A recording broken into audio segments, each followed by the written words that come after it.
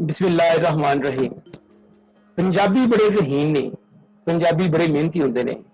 दुनिया में जिन्नियां भी कौमां ने उन्हां चों मेरे हिसाब नाल सब तो जीनियस कौम पंजाबी है। धरती दे पंजाब धरती दे किथे पुत्तर अपनी मां बोली ਲਈ ਕੰਮ ਕਰ ਰਹੇ ਨੇ, ਉੱਥੇ ਪੰਜਾਬ ਧਰਤੀ ਦੀਆਂ ਧੀਆਂ ਵੀ ਕਿਸੇ ਤੋਂ ਘੱਟ ਨਹੀਂ ਹਨ। ਅੱਜ ਸਾਡੇ ਨਾਲ ਇੱਕ ਅਜਿਹੀ ਧੀ ਮੌਜੂਦ ਹੈ ਪੰਜਾਬ ਦੀ ਧਰਤੀ ਦੀ ਜਿਹੜੀ ਨਾ ਸਿਰਫ ਕਲਮ ਨਾਲ ਜੁੜੀ ਹੈ ਬਲਕਿ ਰੰਗਾਂ ਨਾਲ ਵੀ ਖੇਲਣਾ ਉਹਨਾਂ ਦਾ ਮੁਸ਼ਕਿਲ ਹੈ। मेरी मुराद है गुरवीर अतर जी। असि गुरवीर जी ਤੁਹਾਨੂੰ PhD ਪੰਜਾਬੀ ਸਟੂਡੀਓ ਵਿੱਚ ਜੀ ਆਇਆਂ ਨੂੰ ਕਹਿੰਦੇ ਆ। सत श्री अकाल जी।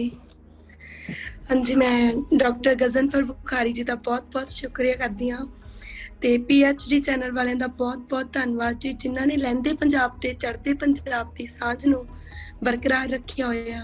बहुत बहुत शुक्रिया जी। मेहरबानी जी, बहुत शुक्रिया, तुहाडा शुक्रिया तुसीं साडे लई टाइम कढिया, साडे नाल गलबात करन लई तुसीं साडे नाल वीडियो लिंक ते तशरीफ लैके आए। तुहाडा बहुत धन्नवाद करने आ साडी सारी टीम। अच्छा गुरवीर जी, प्रोग्राम बन वधने आ। पहला सवाल ये वे कि तुसीं कलम नाल किवें जुड़े? रिश्ता मैं तुहानूं अक्सर न्यूज़पेपर विच दिखदा रहिंदा वां, तुहाडीआं कवितावां छपदियां ने, तुहाडे लेख छपदे ने। ये कलम नाल तुहाडा रिश्ता किदों गुजरिया, किदों बनिया तुहाडा रिश्ता कलम दे नाल? हाँ जी सर, कलम दे नाल रिश्ता है जो बचपन तो ही सीगा। सब तो पहला मैनू जिहड़ा सीगा रंगां ते कुदरत ने मैनू मोह लिया ते रंगां नाल मैं खेडना शुरू कर दिता। हौली हौली जदों पता लगा कि कुदरत नूं कैद करना, रंगां नाल कैद करना मेरे लिए संभव नहीं, फिर पंजाबी सीखी जदों उदों तो ही कलम चक ली। पहला मैं वार्तक लिखने शुरू किते ते उस तो बाद हौली हौली बस कवितावां नाल राबता बन गया। बहुत सोहना जी, मैं तुहाडीआं कवितावां दिखदा रहिंदा वां सोशल मीडिया ते भी ते मुख्तलिफ अखबारां विच भी तुहाडीआं कवितावां नूं थां लभदी है। ये बड़ी गल है कि ये ਜਿਹੜਾ ਕੰਮ ਸਿਰਫ ਇੱਕ ਧਰਤੀ ਦੇ ਪੁੱਤਰਾਂ ਦਾ ਨਹੀਂ, ਇਹ ਧਰਤੀ ਦੇ ਧੀਆਂ ਦਾ ਵੀ ਜਿਹੜਾ ਫਰਜ਼ ਹੈ ਉਹ ਇਸ ਤਰ੍ਹਾਂ ਕਲਮ ਤੇ ਕਿਤਾਬ ਨਾਲ ਰਿਸ਼ਤਾ ਜੁੜਨ। ਕਿਉਂਕਿ ਕਲਮ ਕਿਤਾਬ ਨਾਲ ਰਿਸ਼ਤਾ ਜੁੜੇਗਾ ਕਿ ਸਾਡੇ ਧਰਤੀ ਨਾਲ ਪੈਰ ਜੁੜੇ ਹੋਣਗੇ, ਅਸੀਂ ਆਪਣੀ ਧਰਤੀ ਤੇ ਮਜ਼ਬੂਤੀ ਨਾਲ ਖਲੋਕੇ ਹੋਵਾਂਗੇ ਪੰਜਾਬ ਦੀ ਧਰਤੀ ਤੇ। ਅੱਛਾ, ਤੁਸੀਂ ਇੱਕ ਸਵਾਲ ਮੇਰੇ ਮਨ ਚ ਆ ਰਿਹਾ ਸੀ। 15 ਅਗਸਤ ਦੇ ਨਾਮ ਤੁਸੀਂ ਇੱਕ ਆਜ਼ਾਦੀ ਬਾਰੇ ਲਿਖੀ ਸੀ, ਉਸ ਬਾਰੇ ਮੈਂ ਗੱਲ ਕਰਨਾ ਚਾਹੁੰਦਾ ਵਾਂ ਕਿ ਤੁਸੀਂ ਕਿਸ ਤਰ੍ਹਾਂ ਦੇਖਦੇ ਹੋ 15 अगस्त के दिहाड़े नूं? बहुत खुशी वाला दिन है 14 अगस्त साडे लई, तुहाडे लई भी यकीनन होएगा। अगर बच्चे मुल्क वखरे वखरे ने लेकिन जिहड़ा सब तो वड्डा एक दायरा है इंसानियत दा, दूसरा दायरा है मुहब्बत दा, पंजाब दा, ये बहुत खूबसूरत है। कि तुसीं 15 अगस्त दे नां एक कविता लिखी सी, उस बारे कुछ दसो हां तुसीं जी, किवें देखदे जी तुसीं? जी, पहली गल तो तुसीं वो कविता सुनी होएगी जी जी, ਉਹਦੇ ਵਿੱਚ जो भी सीगा, जो भी मेरे मन ਦੇ ਖਿਆਲਾਤ ਨੇ ਤੇ ਜਿਸ ਵੀ ਨਜ਼ਰੀਏ ਨਾਲ ਮੈਂ ਦੇਖ ਰਹੀ ਹਾਂ ਉਹਦੇ ਵਿੱਚ ਮੈਂ ਬਿਆਨ ਕਰ ਹੀ ਦਿੱਤਾ ਸੀਗਾ। ਤੇ ਸੋ ਉਸ ਕਵਿਤਾ ਵਿੱਚ ਜੋ ਵੀ ਮੈਂ ਲਿਖਿਆ ਮੇਰੇ ਨਜ਼ਰੀਏ ਨਾਲ ਉਹ ਸੱਚਾਈ ਹੈ। नहीं मैं चाहवागा वो नजरिया तुहाडे मूंह चलो मेरे देखने वाले भी सुन सकन, लहंदे पंजाब वासी भी, तुहाडे वर्गियां जिहड़ियां धीआं होर ने उन्हां नूं भी एक प्रेरणा मिल सके कि इस तरह दी धीआं निੱਜੀਆਂ काम कर रही ने। सानू भी चाहिए कि ਅਸੀਂ भी अपनी मां बोली ਦੀ कुछ करिए। वो अपने विचार साडे नाल तुसीं साझे करना चाहोगे? ਉਹ ਕਵਿਤਾ ਸੀ ਜੀ, ਮਿਲੀ ਆਜ਼ਾਦੀ ਨੂੰ जी ਭਗਤ ਸਿਆਂ ਅੱਜ ਬਰੇ ਹੋ ਗਏ ਨੇ ਬਹੁਤ। ਅਸਲ ਆਜ਼ਾਦੀ ਕੀ ਹੁੰਦੀ ਇਹ ਸਮਝ ਸਕੇ ਨਾ ਲੋਕ। ਕਾਲਜਾਂ ਦੇ ਵਿੱਚ ਫੈਸ਼ਨ ਪੜਦਾ, ਭਵਿੱਖ ਭਾਂਡੇ ਸਾਫ਼ ਹੈ ਕਰਦਾ। ਚਾਰ ਭੈਣਾਂ ਦਾ ਵੀਰ ਵੇ ਕੁੜੀਆਂ ਉੱਤੇ ਟੋਟ ਕੇ ਮਰਦਾ। ਇੱਥੇ ਨੂੰਹਾਂ ਨੂੰ ਕਈ ਤਰਸਦੇ, ਇੱਥੇ ਕੁੱਖ 'ਚ ਖੰਜਰ ਵਰਸਦੇ। ਮਾਂ ਦੇ ਹੰਝੂ ਮਹਿੰਗੇ ਮੋਤੀ ਵੇ ਜੋ ਬਿਨਾਂ ਮੁੱਲ ਤੋਂ ਵਰਸ ਗਏ। ਕਿਸਾਨ ਵੀ ਤਪਦੀ ਮਿੱਟੀ ਦੇ ਬਣਾਏ ਨੇ, ਇਹਨਾਂ ਹਿੱਸੇ ਫੰਦੇ ਆਏ ਨੇ। ਕਿਸਾਨ ਵੀ ਤਪਦੀ ਮਿੱਟੀ ਦੇ ਬਣਾਏ ਨੇ, ਇਹਨਾਂ ਹਿੱਸੇ ਫੰਦੇ ਆਏ ਨੇ। ਇੱਥੇ ਮਿਹਨਤ ਦਾ ਕੋਈ ਮੁੱਲ ਨਾ, ਸ਼ਾਹੂਕਾਰਾ ਮੁੱਲ ਸੁਣਾਏ ਨੇ। वाह वाह, ਇੱਥੇ ਨੌਕਰੀ ਨਾ ਜੱਟ ਦੇ ਪੁੱਤ ਨੂੰ, ਇੱਥੇ ਇੱਜ਼ਤ ਨਾ ਕਿਸੇ ਗੁੱਤ ਨੂੰ। ਇੱਥੇ ਨੌਕਰੀ ਨਾ ਜੱਟ ਦੇ ਪੁੱਤ ਨੂੰ, ਇੱਥੇ ਇੱਜ਼ਤ ਨਾ ਕਿਸੇ ਗੁੱਤ ਨੂੰ। ਤੇਰੀ ਰਾਹ ਉੱਤੇ ਨਾ ਚੱਲਿਆ ਵੀ ਅਸੀਂ ਪੂਜਦੇ ਰਹਿ ਕੇ ਬੁੱਤ ਨੂੰ। ਇੱਥੇ ਡਿਗਰੀ ਦਾ ਨਾ ਮੁੱਲ ਵੇ, ਪੈਸੇ ਨਾਲ ਹੀ ਸਭ ਤੁੱਲ ਵੇ। ਇੱਥੇ ਡਿਗਰੀ ਦਾ ਨਾ ਮੁੱਲ ਵੇ, ਪੈਸੇ ਨਾਲ ਹੀ ਸਭ ਤੁੱਲ ਵੇ। ਇੱਥੇ ਪੈਰ ਹੀ ਡਿੱਗਣਾ ਪੈਂਦਾ ਏ, ਇੱਥੇ ਪੈਰ ਹੀ ਡਿੱਗਣਾ ਪੈਂਦਾ ਏ, ਲਾਉਣੇ ਪੈਂਦੇ ਜੁੱਤੀ ਨੂੰ ਬੁੱਲਵੇ। ਵਾਹ ਜੀ ਇਹ ਮੇਰੀ ਕਵਿਤਾ ਭਗਤ ਸਿੰਘ ਦੇ ਨਾਮ ਸੀਗੀ। ਬਹੁਤ ਖੂਬਸੂਰਤ ਜੀ। ਤੁਸੀਂ ਭਗਤ ਸਿੰਘ ਨੂੰ ਮੁਖਾਤਬ ਕਰਦੇ ਆ, ਆਪਣੇ ਦਿਲ ਦੀਆਂ ਗੱਲਾਂ ਕੀਤੀਆਂ। ਇੱਕ ਜਿਹੜਾ ਕਵੀ ਹੁੰਦਾ ਵੇ ਜਾਂ ਲਿਖਣ ਵਾਲਾ ਹੁੰਦਾ ਵੇ, ਕੋਈ ਵੀ ਦਾਨਿਸ਼ਵਰ ਹੁੰਦਾ ਵੇ ਲਿਖਣ ਵਾਲਾ, ਜਿਹਦਾ ਕਲਮ ਕਿਤਾਬ ਨਾਲ ਰਿਸ਼ਤਾ ਜੁੜਿਆ ਹੋਵੇ, ਉਹ ਆਪਣੀ ਜਿਹੜੀ ਡੂੰਘਾਈ ਦੀ ਆਖੇ, ਤੀਜੀ ਅੱਖ ਜਿਹਨੂੰ ਕਹਿੰਦਾ, ਬੜੀ ਗਹਿਰਾਈ ਵਾਲੀ ਆਖੇ, ਉਹ ਬੜੀ ਬਰੀਕ ਬਿਨੀ ਨਾਲ ਵੇਖਦੀ ਏ। ਉਸ ਅੱਖ ਨਾਲ ਤੁਸੀਂ ਦੇਖਿਆ, ਤੁਸੀਂ ਸਮਾਜ ਵਿੱਚ ਜਿਹੜੇ ਵਿਗਾੜ ਨੇ, ਸਮਾਜ ਦੀਆਂ ਗੱਲਾਂ ਕੀਤੀਆਂ, ਬਹੁਤ ਸੋਹਣੀ ਗੱਲ ਕੀਤੀ ਤੁਸੀਂ ਨੇ। ਅੱਛਾ ਗੁਰਮੀਤ ਜੀ, ਅਗਲਾ ਸਵਾਲ ਇਹ ਵੇ ਕਿ ਕਿਵੇਂ ਲਿਖਦੇ ਹੋ? ਆਮਦ ਹੁੰਦੀ ਏ ਜਾਂ ਸੋਚ ਕੇ ਲਿਖਦੇ ਹੋ? ਨਹੀਂ ਸਰ, ਬਹੁਤ ਸੋਹਣਾ ਸਵਾਲ ਕੀਤਾ ਤੁਸੀਂ। ਇਹ ਮੈਂ ਕਦੀ ਸੋਚ ਕੇ ਨਹੀਂ ਲਿਖਿਆ। ਕਈ ਵਾਰ ਰਸੋਈ ਘਰ ਚ ਹੁੰਨੇ ਆ, ਖਾਣਾ ਬਣਾ ਰਹੀ ਆ, ਤਦ ਵੀ ਦਿਮਾਗ ਦੇ ਵਿੱਚ ਕੁਝ ਆਉਂਦਾ ਹੈ। ਜ਼ਿਆਦਾਤਰ ਜਦੋਂ ਠੰਡੀ ਹਵਾ ਚੱਲਦੀ ਹੈ ਜਾਂ ਪੰਛੀਆਂ ਦਾ ਚੀਂਚਾੜਾ ਸੁਣਦੀ ਆ ਮੈਂ, ਤਾਂ ਸ਼ਬਦ ਜਿਹੜੇ ਆਪ ਮੁਹਾਰੇ ਨੇ ਉਹ ਮੈਨੂੰ ਲੱਗਦਾ ਕਿ ਆ ਜਾਂਦੇ ਆ। ਫਿਰ ਮੈਂ ਦੌੜ ਕੇ ਜਾਂਦੀ ਆ ਰਸੋਈ ਘਰ ਚੋਂ, ਕਲਮ ਚੁੱਕਦੀ ਆ ਤੇ ਜੋ 4 ਲਾਈਨਾਂ ਦਿਮਾਗ ਚ ਆਉਂਦੀਆਂ ਉਹਨਾਂ ਨੂੰ ਉਲੀਕਦੀ ਆ। ਵਾਹ ਵਾਹ ਵਾਹ, ਕੀ ਬਾਤ ਹੈ ਜੀ, ਕੀ ਬਾਤ ਹੈ।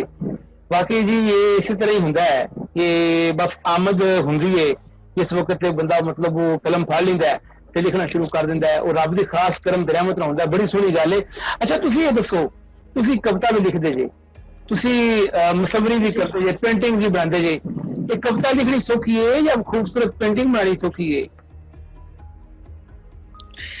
ਇਹ ਜੀ ਦੇਖੋ, ਮੈਂ ਜੋ ਸੀਗਾ, ਜੇ ਨਾ ਰੰਗ ਭਰਦੀ ਮੇਰੀ ਜ਼ਿੰਦਗੀ ਵਿੱਚ, ਕਿਵੇਂ ਲੈਂਦੀ ਹੱਥਾਂ ਨੂੰ ਰੰਗ ਮਾਈ, ਇੱਕ ਘਾਟ ਛੱਡੀ ਲਾਉਂਦੀ ਪੰਖ ਮੇਰੇ, ਨੀ ਮੈਂ ਉੱਡਦੀ ਪੰਛੀਆਂ ਸੰਗ ਮਾਈ। ਵਾਹ, ਸੋ ਕੀ ਬਾਤ। ਇਹ ਜੋ ਵੀ ਆਪਾਂ ਸ਼ਾਇਰੀ ਆ ਲਿਖਦੇ ਆ ਜਾਂ ਪੇਂਟਿੰਗ ਹੈ, ਮਨ ਨੂੰ ਸਕੂਨ ਦਿੰਦਾ। ਮੈਨੂੰ ਦੋਵਾਂ ਵਿੱਚ ਮੁਸ਼ਕਲ ਕੁਝ ਨਹੀਂ ਲੱਗਦਾ ਜੀ। ਵਾਹ ਵਾਹ, ਕੀ ਬਾਤ ਹੈ ਜੀ। ਵਾਕਈ ਜੀ ਮੈਂ ਤੁਹਾਡੀਆਂ ਪੇਂਟਿੰਗ ਵੇਖੀਆਂ ਨੇ, ਬੜੇ ਖੂਬਸੂਰਤ ਤੁਸੀਂ ਤੁਹਾਨੂੰ ਜਿਹੜੇ ਨੇ ਉਹ ਰੰਗ ਜਿਹੜੇ ਨੇ ਭਰਨੇ ਹੁੰਦੇ ਨੇ, ਬਹੁਤ ਸੋਹਣੀਆਂ ਤੁਸੀਂ ਮੂਰਤਾਂ ਬਣਾਉਂਦੇ ਜੇ। ਮੈਂ ਇਹ ਪੁੱਛਣਾ ਚਾਹੁੰਦਾ ਵਾਂ ਕਿ ਇਹ ਤੁਸੀਂ ਜਦੋਂ ਤਸਵੀਰ ਬਣਾ ਰਹੇ ਹੁੰਦੇ ਜੇ, ਪਹਿਲੇ ਤਾਂ ਤੁਹਾਡੇ ਜ਼ਿਹਨ ਵਿੱਚ ਤਸਵੀਰ ਆ ਚੁੱਕੀ ਹੁੰਦੀ ਹੈ, ਤੇ ਜਦੋਂ ਤੁਸੀਂ ਤਸਵੀਰ ਕਾਗਜ਼ ਤੇ ਮੁੰਤਕਿਲ ਕਰ ਦਿੰਦੇ ਜੇ, ਕਿੱਦਾਂ ਦੀ ਖੁਸ਼ੀ ਮਹਿਸੂਸ ਹੁੰਦੀ ਹੈ ਜਦੋਂ ਬਿਲਕੁਲ ਤੁਸੀਂ ਬਣਾ ਲੈਂਦੇ ਜੇ, ਤੁਸੀਂ ਸਮਝਦੇ ਹੋ ਮੈਂ ਬਹੁਤ ਸਫਲ ਤਸਵੀਰ ਬਣਾ ਲਈ, ਕਿਵੇਂ ਦੀ ਖੁਸ਼ੀ ਹੁੰਦੀ ਆ? ਉਸ ਬਾਰੇ ਕੋਈ ਦੱਸ ਸਕਦੇ ਹੋ? ਹਾਂਜੀ, ਮਨ ਨੂੰ ਬੜਾ ਸਕੂਨ ਮਿਲਦਾ। ਜਿਵੇਂ ਕਹਿੰਦੇ ਆ ਕਿ ਮਾਂ ਆਪਣੇ ਬੱਚੇ ਨੂੰ ਕੁੱਛੜ ਚ ਦੇਖ ਕੇ ਖੁਸ਼ ਹੋ ਜਾਂਦੀ ਹੈ, ਮੈਂ ਆਪਣੀਆਂ ਬਣਾਈਆਂ ਤਸਵੀਰਾਂ ਨੂੰ ਦੇਖ ਕੇ ਉਦਾਂ ਖੁਸ਼ ਹੋ ਜਾਂਦੀ ਹਾਂ। ਵਾਹ ਵਾਹ ਵਾਹ, ਕੀ ਬਾਤ ਹੈ, ਬਹੁਤ ਜ਼ਬਰਦਸਤ। ਅੱਛਾ, ਜਦੋਂ ਅਖਬਾਰ ਵਿੱਚ ਤੁਹਾਡੀਆਂ ਮੈਂ ਕਾਫੀ ਪੜ੍ਹੀਆਂ ਨੇ, ਅਖਬਾਰ ਦੇ ਵਿੱਚ, ਕਿਉਂਕਿ ਅਖਬਾਰ ਵਿੱਚ ਵੀ ਛਪਣਾ ਕੋਈ ਸੌਖਾ ਕੰਮ ਨਹੀਂ। ਅਖਬਾਰ ਵਿੱਚ ਵੀ ਐਡੀਟਰ ਸਾਹਿਬ ਬੜੀ ਮੁਸ਼ਕਲ ਛਾਪਦੇ ਨੇ, ਚੰਗੀ ਸ਼ੈਲੀ ਕਿਵੇਂ ਫਿਰ ਹੀ ਛਾਪਦੇ ਨੇ। ਸਾਡੇ ਪੰਜਾਬ ਵਿੱਚ ਵੀ, ਤੁਹਾਡੇ ਪੰਜਾਬ ਵਿੱਚ ਵੀ ਅਖਬਾਰ ਦਾ ਸਟੈਂਡਰਡ ਕਾਇਮ ਰੱਖਣ ਲਈ ਇੱਕ ਬੜੀ ਜ਼ਰੂਰੀ ਚੀਜ਼ ਹੈ। ਲੇਕਿਨ ਤੁਹਾਡੀਆਂ ਅਕਸਰ ਕਵਿਤਾਵਾਂ ਛਪਦੀਆਂ ਰਹਿੰਦੀਆਂ ਨੇ ਅਖਬਾਰਾਂ ਦੇ ਵਿੱਚ, ਮੈਂ ਦੇਖਦਾ ਰਹਿੰਦਾ ਵਾਂ। ਇਹ ਤੁਸੀਂ ਦੱਸੋ, ਜਦੋਂ ਅਖਬਾਰ ਵਿੱਚ ਛਪ ਕੇ ਤੁਹਾਡੀ ਕਵਿਤਾ ਹੁੰਦੀ ਹੈ, ਘਰ ਵਾਲਿਆਂ ਦਾ ਕੀ ਰਿਸਪਾਂਸ ਹੁੰਦਾ ਹੈ? ਘਰ ਵਾਲੇ ਕੀ ਕਹਿੰਦੇ ਨੇ? ਕਿੰਨੀ ਕੁ ਖੁਸ਼ੀ ਹੁੰਦੀ ਹੈ? ਕੀ ਗੱਲਾਂ ਪਤਾ ਹੁੰਦੀਆਂ ਨੇ, ਉਹ ਦੱਸੋ। ਹਾਂਜੀ, ਘਰ ਵਾਲਿਆਂ ਨੂੰ ਬਹੁਤ ਜ਼ਿਆਦਾ ਖੁਸ਼ੀ ਹੁੰਦੀ ਆ। ਪਹਿਲੀ ਗੱਲ ਤਾਂ ਸਭ ਨੂੰ ਇਹੀ ਲੱਗਦਾ ਹੁੰਦਾ ਕਿ ਆਪਾਂ ਆਪਣੇ ਘਰਦਿਆਂ ਵਾਸਤੇ ਇੱਕ ਬੱਚੇ ਹੀ ਹੁੰਨੇ ਆ। ਜੀ ਜੀ, ਬਿਲਕੁਲ। ਤੇ ਦੂਸਰਿਆਂ ਲਈ ਬੇਸ਼ੱਕ ਆਪਾਂ ਖਾਸ ਹੋਈਏ, ਪਰ ਘਰੇ ਜਿਹੜਾ ਵਤੀਰਾ ਹੁੰਦਾ ਉਹ ਏਦਾਂ ਹੀ ਚੱਲਦਾ ਰਹਿੰਦਾ। ਤੇ ਇਹਦੇ ਵਿੱਚ ਜੇ ਮੇਰੀਆਂ ਅਖਬਾਰਾਂ ਦੇ ਵਿੱਚ ਰਚਨਾਵਾਂ ਆਉਂਦੀਆਂ ਤਾਂ ਰਮੇਸ਼ਵਰ ਸਿੰਘ ਪਟਿਆਲਾ ਜੀ, ਮੈਂ ਉਹਨਾਂ ਦੀ ਸ਼ੁਕਰਗੁਜ਼ਾਰ ਆ। ਉਹਨਾਂ ਨੇ ਫੇਸਬੁੱਕ ਤੋਂ ਹੀ ਮੇਰੀਆਂ ਜਿਹੜੀਆਂ ਕਵਿਤਾਵਾਂ ਉਹਨਾਂ ਨੂੰ ਪੜ੍ਹਿਆ ਤੇ ਉਹਨਾਂ ਨੇ ਮੇਰੇ ਨਾਲ ਗੱਲਬਾਤ ਕੀਤੀ, ਮੈਨੂੰ ਮੇਰੀਆਂ ਰਚਨਾਵਾਂ ਨੂੰ ਆਪਣੇ ਅਖਬਾਰਾਂ ਵਿੱਚ ਥਾਂ ਦਿੱਤੀ। ਬਹੁਤ ਸੋਹਣਾ ਜੀ, ਬਹੁਤ ਵਧੀਆ। ਇਹ ਤੁਸੀਂ ਡਿਜ਼ਰਵ ਕਰਦੇ ਹੋ। ਤੁਹਾਡੀਆਂ ਕਵਿਤਾਵਾਂ ਮੈਂ ਦੇਖੀਆਂ ਨੇ, ਬਹੁਤ ਅੱਛੀਆਂ। ਉਮੀਦ ਕਰਨਾ ਵਾਂ ਕਿ ਬਹੁਤ ਜਲਦ ਤੁਹਾਡੀ ਇੱਕ ਕਿਤਾਬ ਬਣ ਜਾਏ, ਤਾਂ ਕਿ ਤੁਹਾਡੀਆਂ ਜਿਹੜੀਆਂ ਕਵਿਤਾਵਾਂ ਨੇ ਉਹ ਇੱਕ ਥਾਂ ਤੇ ਮਹਿਫੂਜ਼ ਹੋ ਜਾਣ। ਬਹੁਤ ਅੱਛੀ ਗੱਲ ਹੈ। ਅਖਬਾਰ ਤੋਂ ਹੀ ਸਫ਼ਰ ਸ਼ੁਰੂ ਹੁੰਦਾ ਹੈ। ਮੈਂ ਵੀ ਲਿਖਣਾ ਜਦੋਂ ਸ਼ੁਰੂ ਕੀਤਾ ਸੀ ਤੇ ਅਖਬਾਰ ਵਿੱਚ ਪਹਿਲੇ ਲਿਖਿਆ ਸੀ ਮੈਂ ਆਪਣਾ ਆਰਟੀਕਲ, ਹੌਲੀ ਕਰਦਿਆਂ ਫਿਰ ਉਹ ਅਖਬਾਰ ਵਿੱਚ ਲਿਖਦਾ ਰਿਹਾ ਕਿ 2 ਸਾਲ ਅਖਬਾਰ ਵਿੱਚ ਲਿਖਣ ਤੋਂ ਬਾਅਦ ਮੈਂ ਕਿਤਾਬ ਵੱਲ ਆਇਆ ਤੇ ਉਹ ਫਿਰ ਨਾਵਲ ਕਹਾਣੀਆਂ ਲਿਖਣ ਲੱਗ ਪਿਆ ਸੀ ਬਸ। ਅੱਛਾ, ਇੱਕ ਹੋਰ ਚੀਜ਼ ਤੁਹਾਡਾ ਮੈਂ ਇਹ ਗੱਲ ਕਰਨਾ ਚਾਹਾਂਗਾ, ਇਹ ਜੋ ਪੇਂਟਿੰਗਸ ਬਣਾਉਂਦੇ ਹੋ, ਇਹ ਫਿਰ ਮੁੜ ਕੇ ਤੁਸੀਂ ਕੋਈ ਆਰਟ ਗੈਲਰੀ ਘਰ 'ਚ ਬਣਾਈ ਹੈ ਜਾਂ ਮਤਲਬ ਇਹਨੂੰ ਤੁਸੀਂ ਸੇਲ ਆਊਟ ਕਰ ਦਿੰਦੇ ਹੋ ਜਾਂ ਬਸ ਸੰਭਾਲੀ ਰੱਖਦੇ ਹੋ ਜਾਂ ਡਿਸਪਲੇ ਤੇ ਲਾ ਦਿੰਦੇ ਹੋ, ਆਪਣੇ ਕੋਈ ਕਮਰਾ ਬਣਾਇਆ ਹੈ ਜਿੱਥੇ ਤੁਸੀਂ ਇਹ ਕੰਮ ਕਰਦੇ ਹੋ? ਇਸ ਬਾਰੇ ਕੁਝ ਦੱਸੋ। ਹਾਂ, ਇਹ ਜਿਹੜੀਆਂ ਵੀ ਪੇਂਟਿੰਗ ਨੇ ਸਰ, ਮੈਂ 2018 ਦੇ ਵਿੱਚ ਜੀ ਆਰਟ ਐਂਡ ਕਰਾਫਟ ਕੀਤਾ ਸੀਗਾ। ਅੱਛਾ, ਗੁੱਡ। ਉਹ ਆਰਟ ਐਂਡ ਕਰਾਫਟ ਚੱਲਦਿਆਂ ਹੀ ਅਸੀਂ ਫਾਈਲ ਤਿਆਰ ਕਰਨੀ ਸੀ ਤੇ ਉਹ ਫਾਈਲ ਦੇ ਵਿੱਚ ਹੀ ਨੇ। ਅੱਛਾ, ਇਹ ਤਾਦੀਆਂ ਹੀ ਬਣਾਈਆਂ ਹੋਈਆਂ ਪੇਂਟਿੰਗਸ ਨੇ ਤੇ ਮੈਂ ਸੰਭਾਲ ਕੇ ਰੱਖੀਆਂ ਹੋਈਆਂ। ਬਹੁਤ। ਹੁਣ ਵੀ ਜਦੋਂ ਮਨ ਕਰਦਾ ਹੈ ਤਾਂ ਮੈਂ ਬਰਸ਼ ਚੱਕ ਲੈਂਦੀ ਆ, ਰੰਗ ਚੱਕ ਲੈਂਦੀ ਆ ਤੇ ਕਾਗਜ਼ ਦੇ ਉੱਪਰ ਉਤਾਰਨਾ ਸ਼ੁਰੂ ਕਰ ਦਿੰਦੀ ਆ। ਵਾਹ। ਅੱਛਾ, ਮੇਰੇ ਮਨ ਚ ਆਉਂਦਾ ਹੈ ਕਿ ਜਿਹੜਾ ਮੁਸੱਵਰ ਹੁੰਦਾ ਹੈ ਨਾ, ਉਹ ਜੀ ਜਿੰਨਾ ਰੰਗ ਦੇ ਨਾਲ ਪਿਆਰ ਕਰਦਾ ਹੈ ਨਾ, ਰੰਗ ਦੇ ਰੰਗ ਨਾਲ, ਇਹਨਾਂ ਰੰਗ ਦੀ ਖੁਸ਼ਬੂ ਨਾਲ ਪਿਆਰ ਕਰਦਾ ਹੈ। ਇਹ ਕੀ ਤੁਹਾਨੂੰ ਵੀ ਕਦੀ ਖੁਸ਼ਬੂ ਮਹਿਸੂਸ ਹੋਈ ਹੈ ਰੰਗਾਂ ਦੀ? ਜੀ ਬਿਲਕੁਲ। ਇਦਾਂ ਹਰ ਇੱਕ ਆਰਟਿਸਟ ਨੂੰ, ਹਰ ਇੱਕ ਚਿੱਤਰਕਾਰ ਨੂੰ ਪਹਿਲਾਂ ਰੰਗਾਂ ਨਾਲ ਪਿਆਰ ਹੁੰਦਾ ਤੇ ਫਿਰ ਚਿੱਤਰਕਾਰੀ ਨਾਲ। ਵਾਹ ਵਾਹ। ਆਪਣਾ ਤੁਹਾਡਾ ਕਿਹੜਾ ਫੇਵਰਿਟ ਰੰਗ ਕਿਹੜਾ? ਉਹ ਤਾਂ ਰੰਗ ਸਾਰੇ ਪਸੰਦ ਹੁੰਦੇ ਨੇ ਬੰਦੇ ਨੂੰ, ਲੇਕਿਨ ਕੁਝ ਅਜਿਹਾ ਰੰਗ ਦੱਸੋ ਜਿਹੜਾ ਤੁਹਾਡੇ ਮਨ ਨੂੰ ਚੰਗਾ ਲੱਗਦਾ ਹੋਵੇ, ਜਿਹਨੂੰ ਤੁਸੀਂ ਜ਼ਿਆਦਾ ਤੋਂ ਜ਼ਿਆਦਾ ਵਰਤਦੇ ਹੋ ਆਪਣੇ ਪੇਂਟਿੰਗ ਦੇ ਵਿੱਚ? ਕਿਹੜਾ ਰੰਗ ਤੁਹਾਨੂੰ ਠੀਕ ਲੱਗਦਾ ਬਹੁਤਾ? ਹਾਂਜੀ, ਮੈਨੂੰ ਕੁਦਰਤੀ ਰੰਗ, ਮੈਨੂੰ ਹਰਿਆਲੀ ਬਹੁਤ ਸੋਹਣੀ ਲੱਗਦੀ ਆ ਸਹੀ ਸਹੀ ਸਹੀ ਆਪਣੀਆਂ ਪੇਂਟਿੰਗਸ ਬਣਾਉਣ ਲਈ। ਉਹ ਮੈਂ ਇਸ ਤੋਂ ਪੁੱਛ ਰਿਹਾ ਨਾ ਜੀ ਕਿ ਆਰਟਿਸਟ ਹੁੰਦਾ ਜਿਹੜਾ, ਉਹ ਜਿਹੜਾ ਲਿਖਣਾ ਹੁੰਦਾ ਹੈ ਉਹਨੂੰ ਲਫ਼ਜ਼ਾਂ ਨਾਲ ਪਿਆਰ ਹੁੰਦਾ ਹੈ ਨਾ ਜੀ, ਤੇ ਲਫ਼ਜ਼ ਜਿਹੜੇ ਨੇ ਉਹ ਖਾਸ ਲਫ਼ਜ਼ ਹੁੰਦੇ। ਹਰ ਇੱਕ ਆਰਟਿਸਟ ਦੀ ਆਪਣੀ ਇੱਕ ਲੋਗਤ ਹੁੰਦੀ ਹੈ, ਉਹਦੀ ਆਪਣੀ ਡਿਕਸ਼ਨਰੀ ਹੁੰਦੀ ਹੈ ਜਿਹਦੇ ਵਿੱਚ ਉਹ ਲਫ਼ਜ਼ ਬਾਰ-ਬਾਰ ਕੱਢ ਕੇ ਇਸਤੇਮਾਲ ਕਰਦਾ ਰਹਿੰਦਾ ਹੈ। ਉਹ ਫਿਰ ਲਫ਼ਜ਼ ਉਹਦੀ ਸ਼ਖਸੀਅਤ ਨਾਲ ਜੁੜ ਜਾਂਦੇ ਨੇ। ਮਤਲਬ ਫਿਰ ਜਦੋਂ ਅਸੀਂ ਪੜਾਂਗੇ ਸਾਨੂੰ ਪਤਾ ਲੱਗਦਾ ਕਿ ਯਾਰ ਇਹ ਇੰਨੇ ਲਫ਼ਜ਼ ਜਿਹਨੇ ਵਰਤੇ ਨੇ ਕਿਸੇ ਫਲਾਣੇ ਬੰਦੇ ਨੇ ਲਿਖਿਆ ਹੈ। ਇਸੇ ਤਰੀਕੇ ਜਿਹੜਾ ਆਰਟਿਸਟ ਹੁੰਦਾ ਹੈ, ਪੇਂਟਰ ਹੁੰਦਾ ਹੈ, ਰੰਗਾਂ ਨਾਲ ਪਿਆਰ ਕਰਨਾ ਹੁੰਦਾ, ਉਹ ਯਕੀਨਨ ਉਹਨੂੰ ਰੰਗ ਵੀ ਚੰਗੇ ਲੱਗਦੇ ਹੋਣਗੇ। ਕੁਝ ਰੰਗ ਅਜਿਹੇ ਹੁੰਦੇ ਜਿਹੜੇ ਖਾਸ ਹੁੰਦੇ ਨੇ।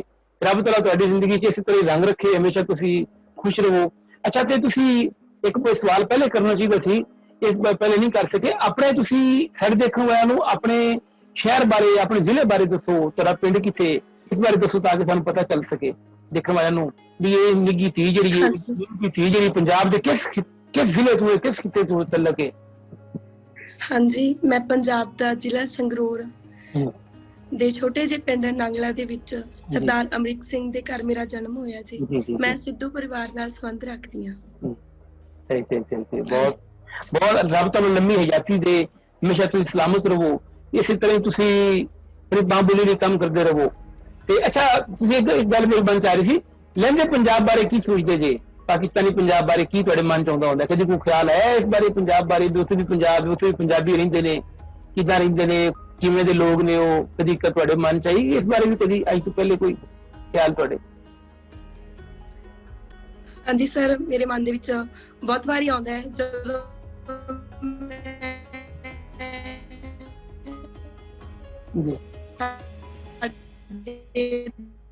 ਪੰਜਾਬ ਚ ਜਿਹੜਾ ਹੈਗਾ ਲਹਿੰਦੇ ਪੰਜਾਬ ਤੇ ਚੜ੍ਹਦੇ ਪੰਜਾਬ ਤੇ ਸਨੇਹ ਨੂੰ ਬਾਖੂਬੀ ਨਿਭਾਇਆ ਗਿਆ। ਤੁਹਾਡੀ ਆਵਾਜ਼ ਗਈ, ਮਾਫੀ ਚਾਹਾਂਗਾ ਉਹਨੂੰ ਦੇਖ ਕੇ ਵੀ। ਉਹ ਮਾਫੀ ਚਾਹਾਂਗਾ ਜੀ, ਤੁਹਾਡੀ ਆਵਾਜ਼ ਕੱਟੀ ਗਈ ਸੀ। ਦੁਬਾਰਾ ਦੱਸਣਾ ਜੀ, ਕੀ ਕਹਿ ਰਹੇ ਸੀ ਤੁਸੀਂ? ਸਮਝ ਨਹੀਂ ਸੀ ਆਈ ਤੁਹਾਨੂੰ, ਤੁਸੀਂ ਇੱਕ ਦਫਾ ਦੁਬਾਰਾ ਦੱਸਣਾ। ਹਾਂਜੀ ਸਰ। ਹਾਂਜੀ, ਕੀ ਕਹਿ ਰਹੇ ਸੀ ਤੁਸੀਂ? ਇਧਰ ਹਾਂਜੀ,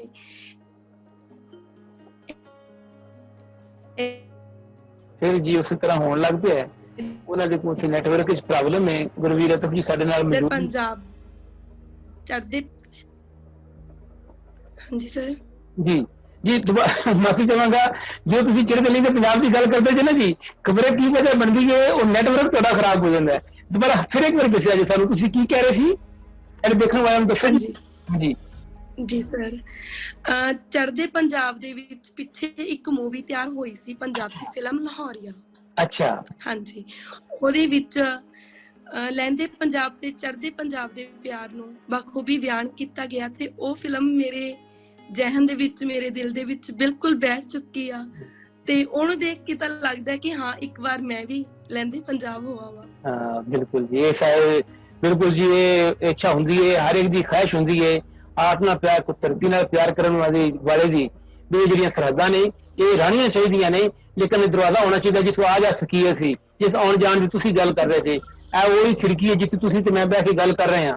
ਹਾਂਜੀ, ਅਸੀਂ ਇੱਕ ਆਰਟਿਸਟ ਨਾਲ ਅੱਜ ਮੌਜੂਦ ਹਾਂ, ਬੜੀ ਖੁਸ਼ੀ ਹੋਈ ਸਾਡੇ ਲਈ ਗੱਲ ਹੈ। ਮੈਂ ਅੱਛਾ, ਤੁਸੀਂ ਇਹ ਦੱਸੋ, ਇੱਕ ਆਖਰੀ ਸਵਾਲ ਤੁਹਾਡੇ ਕੋਲ ਮੈਂ ਇਹ ਪੁੱਛਣਾ ਚਾਹੁੰਦਾ ਵਾਂ, ਪੰਜਾਬੀ ਜ਼ਬਾਨ ਲਈ ਤੁਸੀਂ ਕੀ ਸਮਝਦੇ ਹੋ? ਉਸ ਪੰਜਾਬ ਵਿੱਚ ਕੀ ਕੰਮ ਹੋ ਰਿਹਾ ਵੇ ਸਕੂਲ ਦੇ ਪੱਧਰ ਦੇ ਉੱਤੇ, ਸਕੂਲਾਂ ਦੇ ਵਿੱਚ ਬੱਚਿਆਂ ਨਾਲ ਕੋਈ ਮਤਲਬ ਉੱਥੇ ਪੰਜਾਬੀ ਜ਼ੁਬਾਨ ਦੀ ਕੀ ਸੂਰਤ ਹਾਲ ਹੈ, ਕੋਈ ਬਿਹਤਰੀ ਵਾਲੇ ਤੁਹਾਡੇ ਪੰਜਾਬ ਵਿੱਚ? सर प्लीज रिपीट करना, आवाज नहीं सी आ रही। ठीक है, मैं माफी चाहांगा जी कुछ सारे नेटवर्क। मैं कहती कि ਤੁਹਾਡੇ ਪੰਜਾਬ ਦੇ ਵਿੱਚ ਪੰਜਾਬੀ ਦੀ ਕੀ ਸੂਰਤ ਹਾਲ ਹੈ, ਪੰਜਾਬੀ ਜ਼ੁਬਾਨ ਦੀ?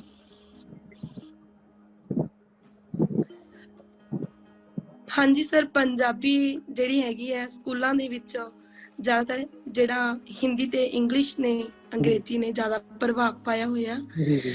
ਪਰ ਪੰਜਾਬੀ ਮਾਂ ਬੋਲੀ ਨੂੰ ਸੰਭਾਲਣ ਲਈ, ਇਹਨੂੰ ਸਾਂਭ ਕੇ ਰੱਖਣ ਲਈ ਮਾਵਾਂ ਦਾ ਬਹੁਤ ਵੱਡਾ ਕਿਰਦਾਰ ਹੋਵੇਗਾ। ਜੇਕਰ ਪੰਜਾਬ ਦੀਆਂ ਧੀਆਂ ਆਪਣੇ ਬੱਚਿਆਂ ਨੂੰ ਪੰਜਾਬੀ ਦੇ ਨਾਲ ਜੋੜੀ ਰੱਖਣ ਤਾਂ ਪੰਜਾਬੀ ਬਹੁਤ ਪ੍ਰਫੁੱਲਿਤ ਵੀ ਹੈ। ਹਾਂ, ਬਹੁਤ ਵਧੀਆ ਜੀ, ਬਹੁਤ ਸੋਹਣੀ ਗੱਲ ਹੈ ਜੀ। ਇਹ ਮਾਂ-ਬਾਪ ਦਾ ਕੰਮ ਹੈ ਕਿ ਆਪਣੇ ਬੱਚਿਆਂ ਨੂੰ ਪੰਜਾਬੀ ਨਾਲ ਜੋੜਨ, ਉਹਨਾਂ ਨਾਲ ਪੰਜਾਬੀ ਬੋਲਣ। ਇਹ ਨਾ ਹੋਵੇ ਕਿ ਜਦੋਂ ਸਕੂਲੇ ਜਾਂਦੇ ਨੇ ਉੱਥੇ ਅੰਗਰੇਜ਼ੀ ਹਿੰਦੀ ਹੋਵੇ, ਘਰ ਆਉਣ ਤੋਂ ਕਨਫਿਊਜ਼ ਹੋਣ ਪੰਜਾਬੀ। ਜ਼ਿਆਦਾ ਇਹ ਦੇਖਣਾ ਚਾਹੀਦਾ ਹੈ, ਦੇਖਣਾ ਪਵੇਗਾ ਵੀ, ਕਿਉਂਕਿ ਪੰਜਾਬੀ ਦੁਨੀਆ ਦੀ ਵੱਡੀਆਂ ਜ਼ਬਾਨਾਂ ਵਿੱਚ ਇਹ ਰਲਦੀ ਕਰਦੀ ਏ। ਸਾਡੀ ਮਾਂ ਬੋਲੀ ਦਾ ਜਿਹੜਾ ਹਮੇਸ਼ਾ ਆਬਾਦ ਰਵੇ। ਸਾਡੇ ਵਰਗੀ ਧੀਆਂ ਤੇ ਪੁੱਤਰ ਜਿਹੜੇ ਨੇ ਉਹ ਕੰਮ ਕਰ ਰਹੇ ਨੇ, ਮਾਂ ਬੋਲੀ ਦੀ ਸੇਵਾ ਕਰ ਰਹੇ ਨੇ, ਇਹ ਬਹੁਤ ਬੜੀ ਗੱਲ ਏ। ਤੇ ਅਸੀਂ ਅੱਜ ਬੜੀ ਖੁਸ਼ੀ ਮਹਿਸੂਸ ਕਰ ਰਹੇ ਹਾਂ ਜੀ, ਸਾਡੇ ਨਾਲ ਇੱਕ ਬਹੁਤ ਹੀ ਆਰਟਿਸਟ, ਬਹੁਤ ਹੀ ਅੱਛੇ ਲਹਿਜੇ ਦੇ, ਖੂਬਸੂਰਤ ਲਹਿਜੇ ਦੀ ਸ਼ਾਇਰਾ, ਰੰਗਾਂ ਦੇ ਨਾਲ ਖੇਲਣ ਵਾਲੇ, ਇੱਕ ਬਹੁਤ ਖੂਬਸੂਰਤ ਤਰੀਕੇ ਨਾਲ ਤਸਵੀਰਾਂ ਬਣਾਉਣ ਵਾਲੀ ਇੱਕ ਮੁਸੱਵਰਾ ਸਾਡੇ ਨਾਲ ਮੌਜੂਦ ਸਨ, ਗੁਰਵੀਰ ਅਤਫ ਜੀ। ਅਸੀਂ ਬੜਾ ਮਾਣ ਮਹਿਸੂਸ ਕਰਨੇ ਆ ਕਿ ਇਹੋ ਜਿਹੀਆਂ ਧੀਆਂ, ਇਹ ਸਾਰੇ ਇਹਨਾਂ ਦਾ ਇੰਟਰਵਿਊ ਇਹ ਅਸੀਂ ਸਾਡੇ PhD ਪੰਜਾਬੀ ਦੀ ਟੀਮ ਨੇ ਅਸੀਂ ਇਹ ਰਲ ਕੇ ਡਿਸਾਈਡ ਕੀਤਾ ਕਿ ਮਿਸਾਲ ਹੋਣ, ਇਹ ਮਿਸਾਲ ਬੜੇ ਸਾਡੀਆਂ ਉਹਨਾਂ ਧੀਆਂ ਭੈਣਾਂ ਲਈ ਜਿਹੜੀਆਂ ਮਤਲਬ ਦੇਖਣ ਦੀਆਂ ਗੱਲ ਪਹੁੰਚੇਗੀ ਵੀ ਇਸ ਤਰ੍ਹਾਂ ਵੀ ਧੀਆਂ ਕੰਮ ਕਰ ਰਹੀਆਂ ਨੇ, ਇਸ ਤਰ੍ਹਾਂ ਵੀ ਉਹ ਕਲਮ ਕਿਤਾਬ ਨਾਲ ਜੁੜੀਆਂ ਨੇ। ਇਹ ਪੰਜਾਬੀਆਂ ਦੀ ਬਹੁਤ ਅੱਛੀ ਮਿਸਾਲ ਹੈ। ਗੁਰਵੀਰ ਅਤਫ ਜੀ ਬਹੁਤ ਅੱਛੀ ਮਿਸਾਲ ਨੇ ਸਾਡੀਆਂ ਅੱਜ ਕੱਲ੍ਹ ਦੀ ਜਿਹੜੀਆਂ ਧੀਆਂ ਨੇ, ਬਿਲਕੁਲ ਇਸ ਨਸਲ ਦੀਆਂ ਜਿਹੜੀਆਂ ਧੀਆਂ ਨੇ, ਨਵੀਂ ਪੀੜ੍ਹੀ ਦੀਆਂ, ਉਹ ਦੇਖ ਸਕਣ ਤੇ ਇੱਕ ਰਾਹ ਪਕੜ ਸਕਣ। ਗੁਰਵੀਰ ਅਤਫ ਜੀ ਕਿੰਨਾ ਸੋਹਣਾ ਕੰਮ ਕਰ ਰਹੀਆਂ ਨੇ, ਇਹਨਾਂ ਦੀ ਪੇਂਟਿੰਗਸ ਬਹੁਤ ਖੂਬਸੂਰਤ ਨੇ, ਇਹਨਾਂ ਦੀ ਸ਼ਾਇਰੀ ਬਹੁਤ ਅੱਛੀ ਹੈ। ਤੇ ਇਸੇ ਤਰ੍ਹਾਂ ਹੀ ਤੁਸੀਂ ਲਿਖਦੇ ਰਹੋ। ਤੁਹਾਡੇ ਲਈ ਢੇਰ ਸਾਰੀਆਂ ਦੁਆਵਾਂ ਨੇ, ਬਹੁਤ ਸਾਰੀਆਂ ਤੁਹਾਡੇ ਲਈ ਇੱਕ ਨੇਕ ਜਜ਼ਬਾਤ ਨੇ ਕਿ ਤੁਸੀਂ ਆਪਣੇ ਮੁਲਕ ਦਾ, ਆਪਣੇ ਖਿੱਤੇ ਦਾ ਨਾਂ ਰੋਸ਼ਨ ਕਰਦੇ ਰਹੋ। ਤੇ ਹਰ ਇਨਸਾਨ ਨੂੰ ਆਪਣਾ ਮੁਲਕ ਪਿਆਰਾ ਹੁੰਦਾ ਹੈ। ਤੁਸੀਂ ਆਪਣੇ ਮੁਲਕ ਵਿੱਚ ਖੁਸ਼ ਹੋ, ਅਸੀਂ ਆਪਣੇ ਮੁਲਕ ਵਿੱਚ ਬੜੇ ਖੁਸ਼ ਹਾਂ। ਲੇਕਿਨ ਰਾਬਤਾ ਇੱਕ ਮੁਹੱਬਤ ਦਾ ਰਹਿਣਾ ਚਾਹੀਦਾ ਵੇ, ਹਰਗਜ਼ ਨਫ਼ਰਤ ਹਰਗਜ਼ ਨਹੀਂ ਹੋਣੀ ਚਾਹੀਦੀ। ਸਰਹੱਦਾਂ ਰਹਿਣੀਆਂ ਚਾਹੀਦੀਆਂ ਨੇ, ਸਰਹੱਦਾਂ ਦੇ ਵਿੱਚ ਇਸ ਤਰ੍ਹਾਂ ਦੀ ਜਿਵੇਂ ਗੱਲਾਂ ਬਾਤਾਂ ਆਪਾਂ ਕਰ ਰਹੇ ਹਾਂ ਹੁੰਦੀਆਂ ਰਹਿਣੀਆਂ ਚਾਹੀਦੀਆਂ ਨੇ। ਰੱਬ ਤਆਲਾ ਸਲਾਮਤੀ ਦੇ। ਅਸੀਂ ਬਹੁਤ ਖੁਸ਼ੀ ਮਹਿਸੂਸ ਕਰਦੇ ਤੁਹਾਡੇ ਨਾਲ ਗੱਲ ਕਰਕੇ। ਤੇ ਅਸੀਂ ਜੀ ਅੱਜ ਸਾਡੇ ਨਾਲ ਮੌਜੂਦ ਸਨ ਜੀ ਗੁਰਵੀਰ ਅਤਫ ਜੀ, ਤੇ PhD ਪੰਜਾਬੀ ਸਟੂਡੀਓ ਦੇਖਣ ਵਾਲਿਆਂ ਕੋਲੋਂ ਇਜਾਜ਼ਤ ਚਾਹਾਂਗੇ। ਰੱਬ ਨੇ ਚਾਹਿਆ ਕਿਸੇ ਹੋਰ ਪ੍ਰੋਗਰਾਮ ਵਿੱਚ ਕਿਸੇ ਹੋਰ ਜੀਨੀਅਸ ਪੰਜਾਬੀ ਨੂੰ ਲੈ ਕੇ ਤੁਹਾਡੀ ਖਿਦਮਤ ਵਿੱਚ ਹਾਜ਼ਰ ਹੋਵਾਂਗੇ। ਡਾਕਟਰ ਗੁਲਫਰ ਬੁਖਾਰੀ ਨੂੰ ਪੰਜਾਬ ਪਾਕਿਸਤਾਨ ਤੋਂ ਇਜਾਜ਼ਤ ਦਿਓ। ਰੱਬ ਰਾਖਾ।